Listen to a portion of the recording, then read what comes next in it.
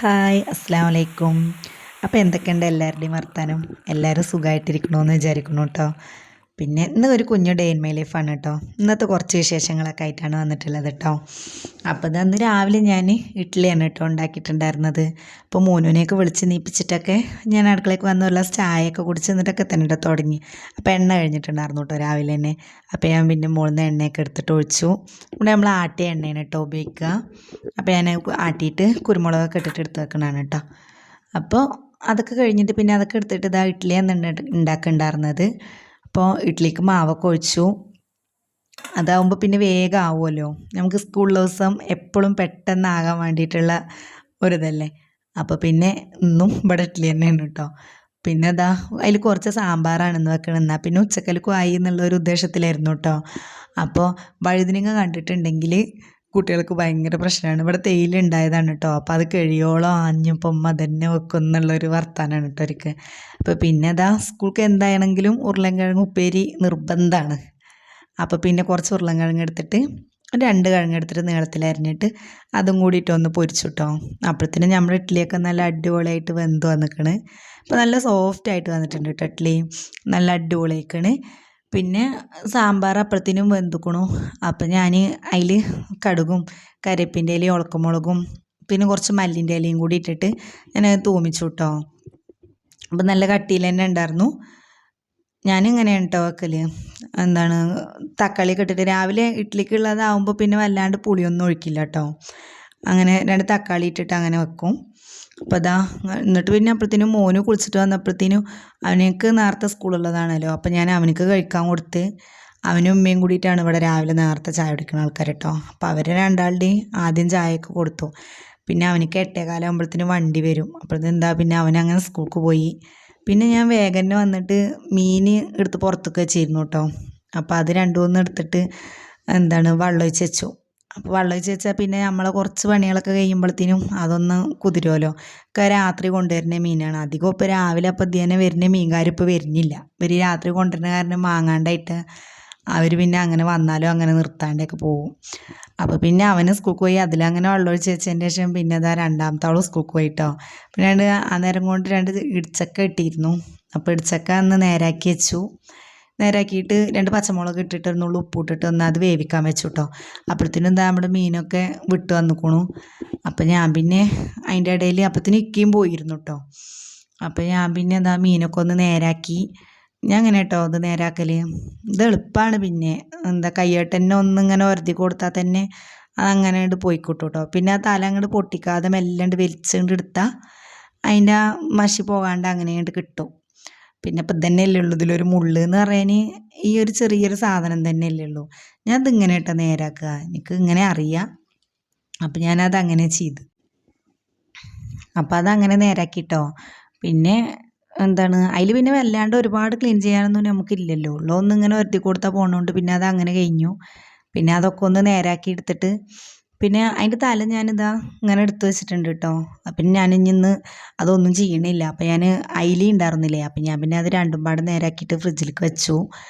പിന്നെ ഇതിനെ ഒന്ന് വട്ടത്തിൽ മുറിച്ചെടുത്തു. ഇത് വലിപ്പമുണ്ടെങ്കിൽ പിന്നെ ഇതേപോലെ ഒന്ന് ഇങ്ങനെ വട്ടത്തിൽ മുറിച്ചെടുക്കാമല്ലോ. അപ്പോൾ പിന്നെ അതൊക്കെ ഒന്ന് അങ്ങനെ മുറിച്ചെടുത്തു കേട്ടോ. ഇതിവിടെ നല്ല ഇഷ്ടമാണ് കേട്ടോ കുട്ടികൾക്ക്. ഇത് വെച്ച് കഴിഞ്ഞിട്ടുണ്ടെങ്കിൽ റോസ്റ്റ് ചെയ്ത് നല്ല ഇഷ്ടമാണ്.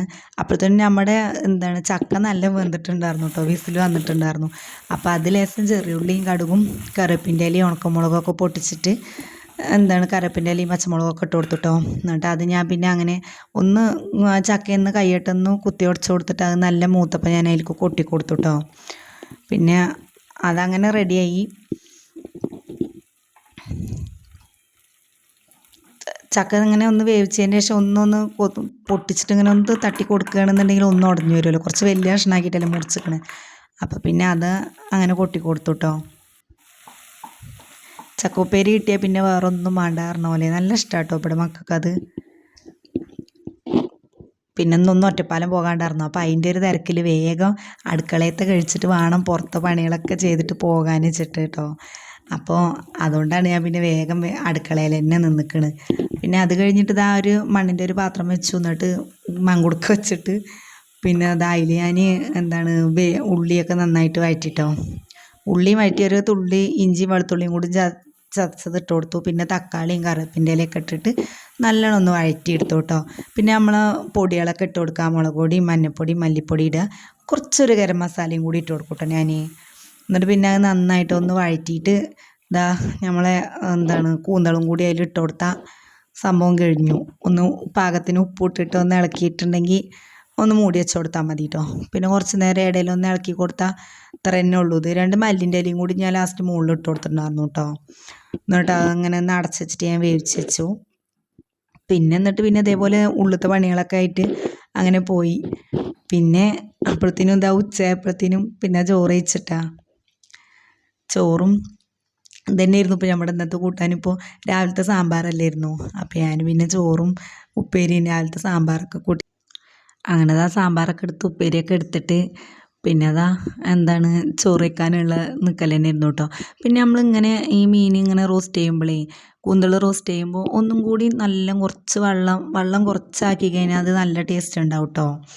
വെള്ളം ഒന്നും കൂടി നന്നായിട്ട് വറ്റിക്കുക. അങ്ങനെ ചെയ്യുമ്പോൾ അതൊന്നും കൂടി ഒരു നല്ല രസമാണ് കേട്ടോ. അപ്പം ഞാനിപ്പോൾ ഇതിങ്ങനെ ചെയ്തപ്പോൾ ഒരുപാട് വെള്ളം വറ്റിക്കാനൊന്നും നിന്നിട്ടില്ല. എനിക്ക് ഒന്നാമത്തെ ഇന്ന് നേരം ഉണ്ടായിരുന്നില്ല കേട്ടോ. ഞാനിന്ന് ഒറ്റപ്പാലത്തേക്ക് ഒന്ന് പോകാൻ വേണ്ടിയിട്ടുള്ള തിരക്കിലായതുകൊണ്ടേ. അപ്പോൾ ഞാൻ പിന്നെ അത് അങ്ങനെ ഒരുപാട് നേരം അങ്ങനെ നിന്നില്ല. അപ്പോൾ നമ്മൾ വെക്കുമ്പോൾ ഇത് നല്ലോണം ഒന്ന് വെള്ളം ഒന്ന് വറ്റിച്ച് വെക്കണ്ട കേട്ടോ. അപ്പോൾ സംഭവം നല്ല രസമാണ് അത്. പിന്നെ രാവിലത്തെ കൂട്ടാനല്ലായിരുന്നു പരിപ്പ് സാമ്പാറല്ലേ. അപ്പം ഇനി വൈകുന്നേരത്തെ എന്തെങ്കിലും ഒരു മുരിങ്ങ താളിക്കുക അങ്ങനെ എന്തെങ്കിലും ഒന്ന് വേണം കേട്ടോ. അല്ലെങ്കിൽ പിന്നെ ഇക്കാക്ക് ചിലപ്പോൾ നല്ല രാത്രി ഇവിടെ നല്ല വൈകിട്ട് നമ്മൾ ചോറ് വയ്ക്കൽ. അപ്പോൾ ചിലപ്പോൾ അത് പറ്റിക്കൊള്ളണമെന്നില്ല കേട്ടോ സാമ്പാർ. അപ്പോൾ ഞാൻ അധികവും വൈകുന്നേരത്തെ അങ്ങനെയാണെന്നുണ്ടെങ്കിൽ ഒരു ലേശം മുരിങ്ങ എന്തെങ്കിലുമൊക്കെ താളിച്ചൊക്കെ കേട്ടോ. ബാക്കി കൂട്ടാനൊക്കെ തന്നെ ഇരിക്കുക. പിന്നെ അപ്പോഴത്തേനും പുറത്ത് ഇങ്ങനെ നല്ല മഴക്കാറ് കണ്ടിരുന്നു. പിന്നെ നല്ല മഴ പെയ്തിക്കണ്. അപ്പോൾ ആദ്യം അങ്ങനെ വന്ന് നോക്കിയപ്പോൾ കുറച്ച് ഈച്ചയായിരുന്നു കേട്ടോ. അപ്പോൾ നല്ല രസമുണ്ടായിരുന്നു. പിന്നെ ഇങ്ങനെ കുറച്ച് നേരം ഇങ്ങനെ കഴിഞ്ഞപ്പോഴത്തേനും നല്ല പെരും മഴ പെയ്തിക്കണ്. അപ്പോൾ പിന്നെ എല്ലായിടത്തും പിന്നെ ഉണ്ടല്ലോ ഈ നേരമാകുമ്പോൾ നല്ലൊരു മഴ. അപ്പോൾ നല്ല അലാക്കിൻ്റെ വെള്ളം വരുന്നു കേട്ടോ. പിന്നെ നോക്കിയപ്പോൾ ഉണ്ട് ഒരു സൈഡിൽ നിന്ന് നല്ല ഇങ്ങനെ പുഴ പോലെ വരുന്നു. ഞാനായിട്ട് ഇങ്ങനെ ബേജാറായിട്ടത് എന്താ വെച്ചിട്ട്. പിന്നെ കുഴപ്പമൊന്നുമില്ല, അപ്പുറത്തെ തൊടിയിൽ നിന്ന് വെള്ളം മറിഞ്ഞിരിക്കുന്നു കേട്ടോ. ഇത് അത്ര തന്നെ ഉള്ളൂ.